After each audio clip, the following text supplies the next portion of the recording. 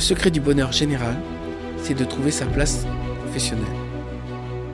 Ça vaut le coup de se donner du mal pour faire un métier qui vous plaît. Ça vaut le coup de se donner du mal pour vivre de sa passion. Il y a un mot grec qui est important, c'est kairos.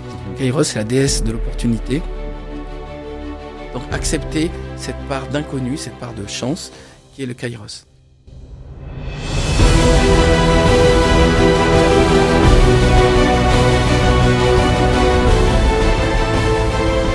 Bonjour Bernard.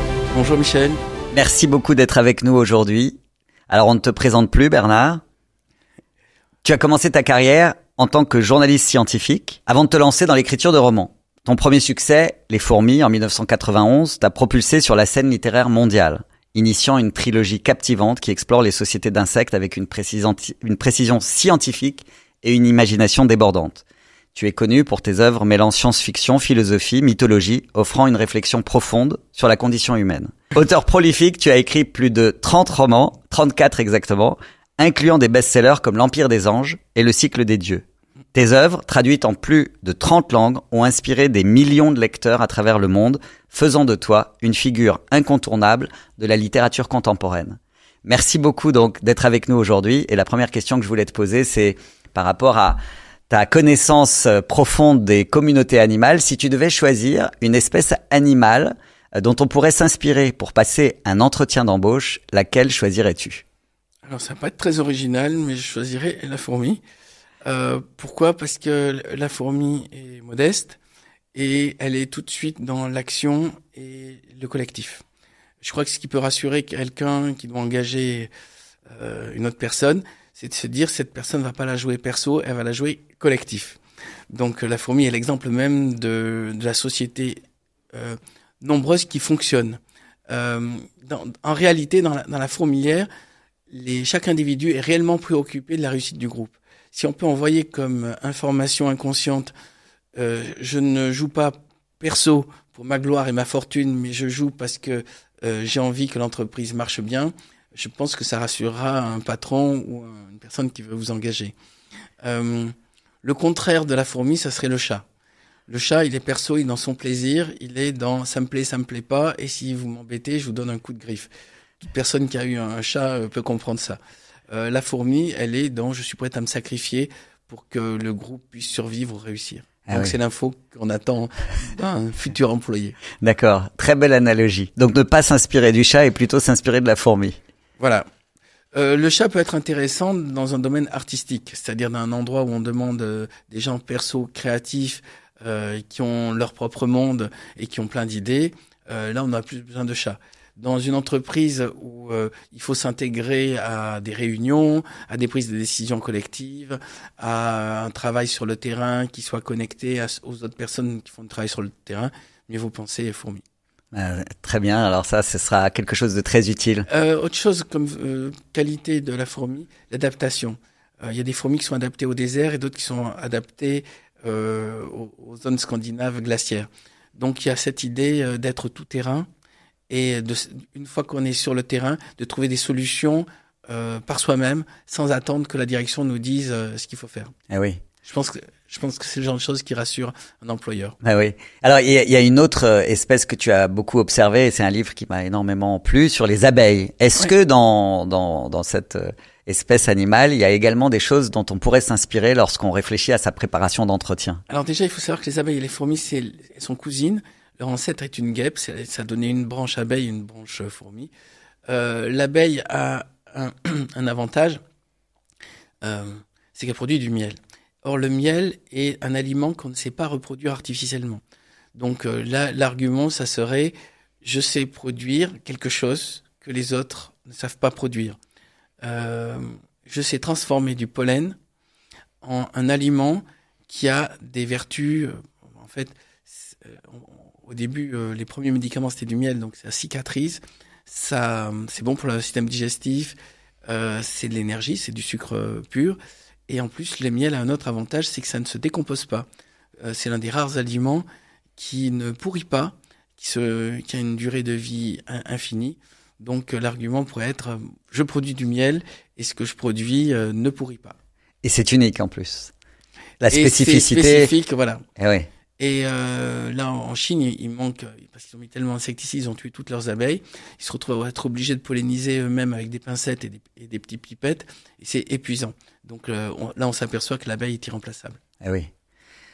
Alors aujourd'hui, tu sais on est dans un marché en France, en tout cas assez pénurique. Donc il y a une pénurie de candidats, mais l'épreuve de l'entretien. Ça dépend des domaines, je présume. Ça dépend des domaines, évidemment, mais de manière générale, on a une pénurie de candidats. Néanmoins, l'épreuve de l'entretien reste toujours quelque chose de difficile pour s'y préparer et pour mener cet entretien à son terme. Les gens qui nous écoutent aujourd'hui vont être très intéressés par les différentes façons dont on peut utiliser son imagination, sa créativité pour se préparer au mieux. Alors toi qui es un des exemples, un entretien comment se prépare un entretien et comment on utilise sa créativité et son imagination pour se préparer au mieux? Alors, moi, si je devais donner un conseil, c'est rentrer dans une phase de se dire, je viens pour écouter.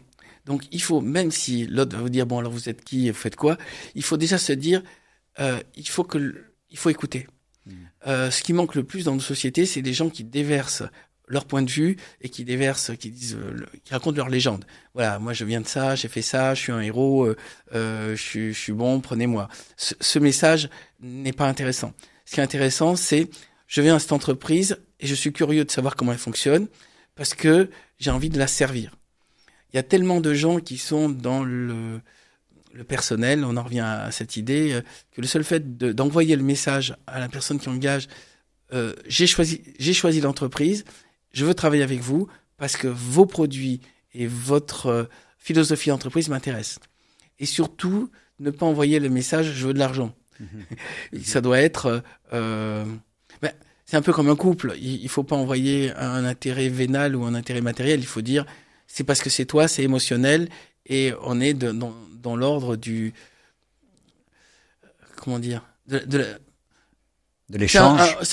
C'est un coup de foudre, mais déjà l'employé peut dire c'est un coup de foudre pour votre entreprise. Ah oui. Voilà. Et si on envoie ce message, on valorise l'employeur. Ah oui.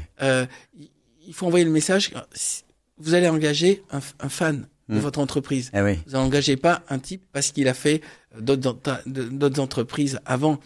Et ça, c'est très intéressant ce que tu dis parce que c'est pas forcément ce qu'on entend. Et quand on va en entretien, la posture qu'on a, en général, c'est plutôt, on a l'impression qu'on va être scruté, observé, qu'on est en position, je dirais, basse. En tout cas, on va devoir se présenter au mieux. Alors que là, ce que tu dis, c'est vraiment une notion d'échange. C'est-à-dire d'être curieux, de servir l'autre et de bien comprendre l'autre. Arriver sans stratégie préétablie. Eh oui. Si vous arrivez en disant je vais lui dire ça, et après s'il me parle de ça, je vais répondre ça, ça va se sentir. Donc ça va faire préparer et ça va faire le type qui s'est fait conseiller par un coach et tout. Donc ça fait fake, ça fait faux. Tandis que quand tu arrives, que tu es préparé à rien, comme pour cette interview là maintenant, donc tu t'adaptes au regard de l'autre.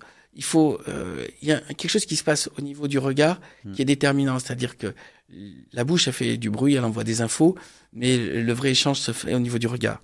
Et il y a deux manières de regarder. C'est soit on plonge le regard dans l'autre, et dans ce cas, il faut pas que ça soit trop intrusif, soit on a le regard fuyant. En général, les gens qui ont le regard fuyant, on se dit ils mentent ou ils sont pas honnêtes.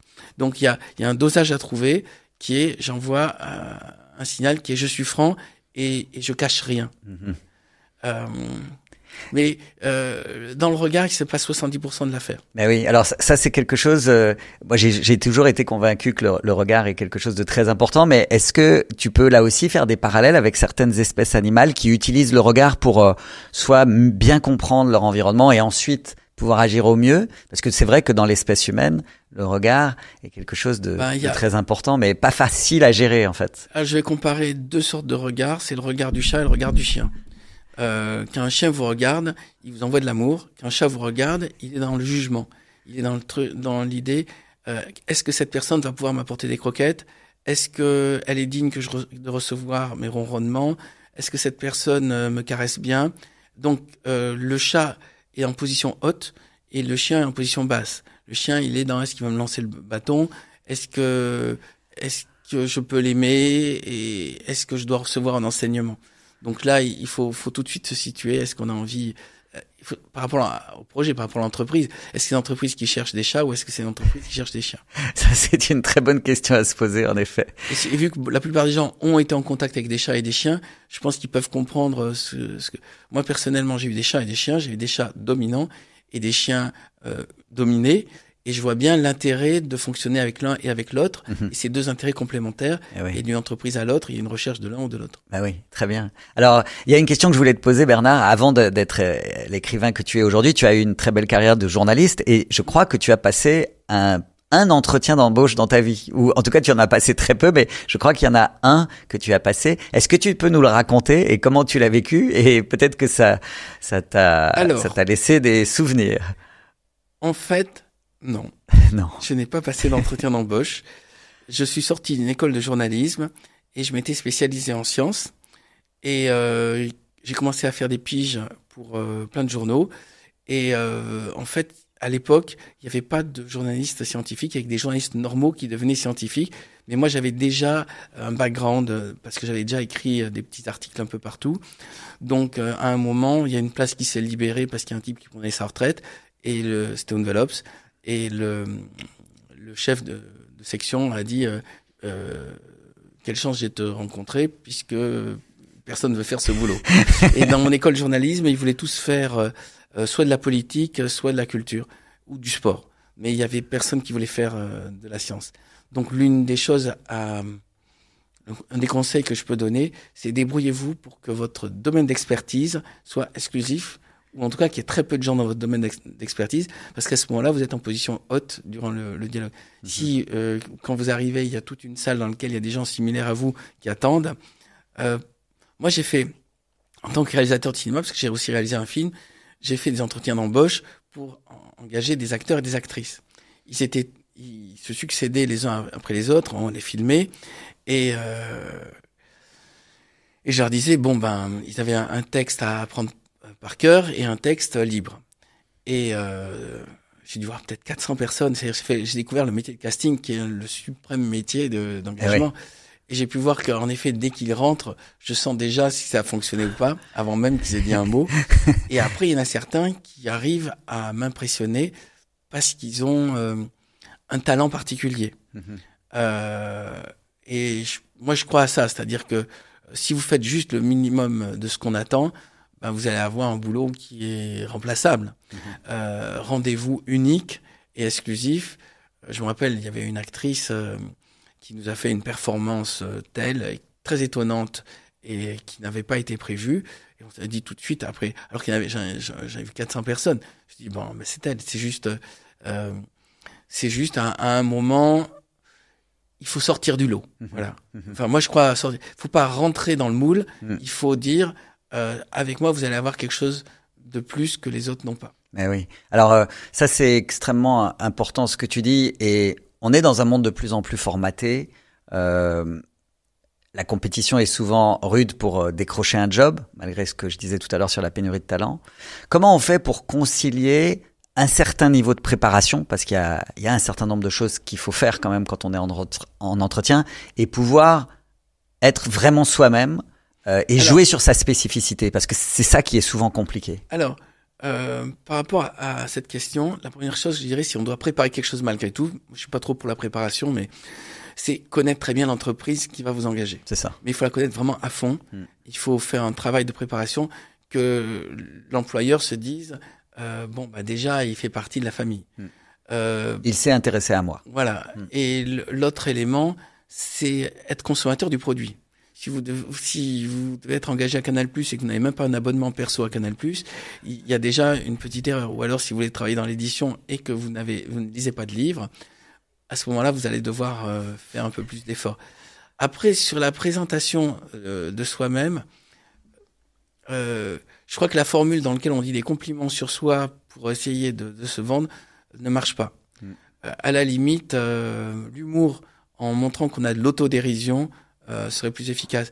Parce que, ça dépend des entreprises, mais s'ils ont vu déjà passer plein de gens qui arrivent tous et qui racontent la même chose, parce qu'ils sont tous préparés pareil, ou ils ont trouvé un coach spécial sur Internet qui leur dit voilà ce que vous devez faire pour pouvoir être engagé dans la boîte, tout le monde va raconter la même histoire. Donc, ceux qui vont avoir un atout, c'est ceux qui vont raconter autre chose. Mais ça dépend de l'entreprise. Est-ce que l'entreprise cherche de l'originalité ou est-ce qu'elle cherche juste que la personne s'insère dans sa place? Oui. Je dois préciser une chose, c'est que le secret du bonheur général, c'est de trouver sa place professionnelle. C'est-à-dire, si vous faites un boulot juste pour l'argent ou pour la sécurité, il y a de fortes chances que ça se passe pas bien. Il y a intérêt à ce qu'on sente que vous êtes déjà à la recherche d'un travail qui est une passion personnelle et que si le salaire n'est pas l'élément déterminant, c'est surtout faire la chose qui vous plaît. Moi-même, donc, quand j'étais journaliste scientifique, j'étais sous-payé, mais ça me plaisait tellement de faire ce métier que je serrais les dents. Et je dois avouer qu'aller au travail, pour moi, c'était justement précisément aller faire des interviews de scientifiques. C'est quelque chose que, dans l'absolu, je rêvais de faire avant d'être journaliste scientifique. C'est juste que là, avec la carte du magazine où j'étais, j'avais accès à des scientifiques qui sinon ne m'auraient pas reçu. Donc je considérais déjà que mon métier était un privilège. Et ça se sentait. Mon salaire, par contre, était en dessous de ma valeur véritable. Mais c'était à l'époque, on nous a dit, vous êtes arrivé dans la mauvaise génération. Les autres ont tellement tout piqué que maintenant, c'est vous qu'on est obligé de réduire la voilure. Voilà. Eh oui, ça c'est quelque chose. Je pense que chaque génération, on doit avoir ça. On dit tout le temps, celui de la génération précédente, ils ont abusé. Donc du coup, pour vous, ça va être moins confort. Oui, c'est quelque chose de très important de pouvoir déjà savoir ce qu'on aime. Il y a beaucoup de gens quand même qui sont obligés aujourd'hui, dans le contexte économique dans lequel on vit, de pouvoir joindre les deux bouts et on n'est pas toujours en mesure de faire ça. Comment est-ce que qu'est-ce que tu donnerais comme conseil pour essayer de s'approcher progressivement de ce qu'on aime? Alors, on dit un boulot alimentaire, il y a le boulot passionnel. C'est ça. Je crois que si on veut faire un boulot passionnel, ce que je conseille à tout le monde, il faut être capable d'une traversée du désert. C'est-à-dire réduire sa consommation, accepter des boulots moins bien payés en se disant que ça va être intéressant. Si on recherche juste la sécurité, on va avoir un boulot de sécurité dans lequel on va s'emmerder. Si on cherche par contre à évoluer et faire des choses intéressantes, il est probable qu'au début, on vous demande des petits efforts. Les choses intéressantes, en général, demandent un peu de sacrifice et demandent des efforts. Si on vous demande pas des efforts et on vous demande pas de sacrifice, c'est que c'est pas vraiment intéressant. Oui, c'est ça que tu appelles la traversée du désert. Il peut y avoir une période de traversée du désert. Dès le moment où, par exemple, mon métier actuel est écrivain, il est évident que beaucoup d'écrivains ont des traversées du désert, c'est-à-dire même ils font des livres qui marchent pas ou ils doivent attendre avant d'être publiés. Ça vaut le coup de serrer les dents. Eh oui, c'est ça. Je me suis retrouvé à manger des bolinos, c'est-à-dire tous les soirs des pâtes qu'on réchauffe avec de l'eau bouillante. Je sais pas si ça existe encore. Je mangeais ça tous les soirs parce que j'avais pas les moyens d'aller au restaurant ou de manger mieux. Mais ça fait partie d'une époque romantique. J'en garde des souvenirs comme ok, j'étais passionné par mon métier et de journaliste et d'écrivain. Maintenant, ça demande un petit effort. Et je voyais d'autres gens qui avaient des métiers moins intéressants, qui avaient plus de confort de vie. Donc, c'est un curseur entre liberté et sécurité. Moi, je conseille d'accepter de passer les années de vache maigre. Et le curseur évoluera plus on avance vers ce qu'on souhaite. Autre chose, c'est se sentir mobile. Avant, on cherchait un boulot pour rester jusqu'à la retraite et en se disant, et après j'aurai mes points de retraite et puis j'aurai mes points d'ancienneté. Et ce calcul fait que souvent on se retrouve à supporter des choses insupportables. Parce que l'entreprise est un lieu qui peut devenir un enfer. Et en général, quand ça devient un enfer, ça devient un enfer très lentement. Donc on sent pas la corde qui serre progressivement. C'est vers la fin, tout d'un coup, on se dit, tiens, il y a des collègues qui font des comment on appelle ça, des burn-out. Des burn-out, voilà, cherchez le mot. Ouais. On voit les collègues qui font des burn-out et on se dit, moi-même, quand je rentre, je me sens un peu énervé. Et il y a un moment, l'un des talents consiste à savoir dire stop. Voire à démissionner. Le plus tôt possible. Le plus tôt possible. Quand l'organisme, quand vous commencez à avoir des maladies psychosomatiques, votre corps vous dit ça va pas, il faut arrêter, il faut l'écouter. Et ceux qui, si vous l'écoutez pas, vous retrouvez petit, vieux, aigri. Est-ce que tu as un dernier conseil à donner à tous ceux qui nous écoutent dans leur recherche de l'activité qui les épanouirait le plus? Le conseil que j'aurais à donner, ça serait, ça vaut le coup de se donner du mal pour faire un métier qui vous plaît. Ça vaut le coup de se donner du mal pour vivre de sa passion. Si vous arrivez à trouver une activité qui est une passion, à ce moment-là, ça devient plus un travail. Ça devient une expression de ce que vous êtes. Si vous comptez les minutes avant le mois où vous pouvez quitter l'entreprise, si vous comptez les jours avant le week-end, si vous comptez les mois avant les vacances, c'est que vous n'êtes pas au bon métier. Et les années avant la retraite. Et les années avant la retraite. Si vous n'êtes pas au bon métier. Si vous êtes au bon métier, il y a un moment, vous n'avez plus rien à foutre de faire des heures supplémentaires, vous n'avez plus rien à foutre de travailler le samedi et le dimanche, vous n'avez plus rien à foutre de travailler alors que vous avez droit aux vacances. Si vous arrivez à ça, ce qui est mon cas, c'est pour ça que je vous en parle, vous êtes en équilibre. Moi, je me rappelle à l'école, je regardais tout le temps ma montre pour me dire quand c'est que le cours finit. Après, quand j'étais à la fac, tous les endroits où on est coincé, voilà, ne pas être coincé, on ne s'épanouit pas. Il faut se percevoir comme une structure vivante qui a besoin tout le temps d'être nourrie avec des choses qui l'enrichissent, qui est nouvelle. Voilà, il faut que le métier ait une dynamique propre. Si vous rentrez dans un système de routine, si votre métier ça consiste à refaire tous les jours la même chose, avec les mêmes personnes, dans le même décor, vous allez vous faner. Et pour qu'une fleur pousse, il faut de la lumière, il faut de l'eau. Accessoirement, il faut qu'il y ait de l'espace pour répandre son pollen afin qu'il soit récupéré par les abeilles, afin que ça fasse du miel. Mais il faut se penser comme une structure en voie d'expansion qui ne doit pas avoir de limite. Et l'entreprise ne doit pas être une limite. Si votre limite, ça devient votre supérieur, ce qui vous empêche de monter, c'est votre supérieur. Ce qui vous empêche de croître en largeur, c'est vos collègues. Et ce qui vous empêche de descendre, c'est les gens en dessous qui vous réclament tout le temps des choses. C'est que ça veut dire que vous êtes coincé des quatre côtés. L'idéal, c'est d'être dans un boulot dans lequel il y a une dynamique infinie. Et de concevoir l'entreprise qui est une structure qui permet de s'épanouir et d'aller encore plus loin. Il faut que l'entreprise soit une aide. Il y a cette phrase, tout seul on va plus vite, ensemble on va plus loin. Donc l'intérêt de l'entreprise, c'est d'aller plus loin. Maintenant, il va falloir faire des concessions, on va aller moins vite, parce qu'on doit s'entendre avec les autres. Et sinon, moi ce que je donnerais comme conseil, préférez les petites structures dynamiques avec des capitaines de bateau, plutôt que des grandes structures administratives dans lesquelles il y a plein de chefs. Je vois en tant qu'auteur, je travaille personnellement sur manuscrit tout seul, mais quand je rends mon manuscrit chez Albin Michel, il y a un capitaine de bateau, donc quand ça va, je sais que ça vient du capitaine de bateau, quand ça va pas, ça vient du capitaine. Mais il faut qu'il y ait un capitaine à bord. Si tout le monde donne son avis, et si on fonctionne en mode collégial, où on vote pratiquement les décisions, en général, on n'a que des compromis partout. Je suis plus pour un système présidentiel que pour un système d'assemblée, au point de vue de l'entreprise. J'ai pu voir les deux, et j'ai vu dans le système d'assemblée, tout le monde met son énergie à gêner les autres ou à essayer de grappiller d'un peu de territoire. Des initiatives sont récompensées. Ceux qui lancent des nouveaux projets, ceux qui veulent faire les choses différemment, ne sont pas, on leur dit pas, oh là, tu fais comme la tradition, tu essaies pas de faire le malin. Voilà. C'est l'endroit où on va pouvoir être heureux. Très bien, merci beaucoup Bernard pour ces conseils passionnants et aussi autre chose. Par moment, quand vous échouez dans un entretien d'embauche, c'est peut-être une bonne chose pour vous. Ça veut dire que c'est pas votre place. Il faut pas toujours se dire zut, j'ai été nul. Non, ça veut juste dire que c'est pas le moment, c'est pas l'endroit, et c'était pas la bonne personne. Et dans ce cas, allons voir ailleurs. Il y a un mot grec qui est important, c'est kairos. Kairos, c'est la déesse de l'opportunité. La déesse de l'opportunité. Chez les Grecs, quand on l'a, les choses se font. Et quand on l'a pas, on peut avoir tous les bons éléments, ça se fait pas. Donc il y a des moments, il y a une sorte d'ascenseur de l'univers qui fait que ça réussit et on sait pas pourquoi. Il y a des moments, il y a une sorte d'ascenseur dans l'autre sens de l'univers qui fait que les choses échouent alors que vous avez tout pour réussir. C'est pas inquiétant, c'est juste que c'est pas le moment, c'est pas le bon endroit, c'est pas la bonne personne et il faut se dire OK, j'essaierai autrement ailleurs avec d'autres.